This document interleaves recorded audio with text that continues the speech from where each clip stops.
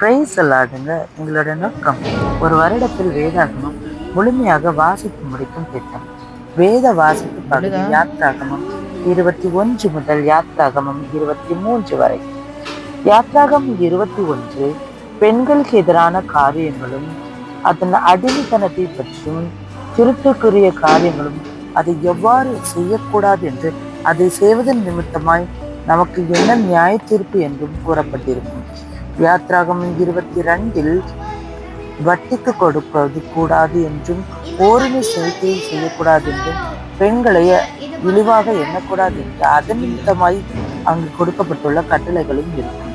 யாத்ராகமம் 23 நியாயத்தை புரட்டக்கூடாது என்றும் கள்ளத்தராசின் நிமித்தமாய் ஏற்படுகிற அந்த நியாயத்திற்கும் பரிசுத்த நாட்களை அனுசரிக்க வேண்டும் என்றும் நிலங்களை தவறுதலான முறையில் கையாளக்கூடாது என்றும் சிலை வழிபாடு கூடாது, அதாவது அந்நிய தேவர்களை நமஸ்கரிக்க கூடாது என்றும் மிக தெளிவாக அதன் நிமித்தமாய் வருகிற ஆசீர்வாதங்களும் அதன் நிமித்தமாய் வருகிற சாபங்களையும் இந்த 3 அதிகாரங்களும் தெளிவாக கூறப்பட்டிருக்கும்.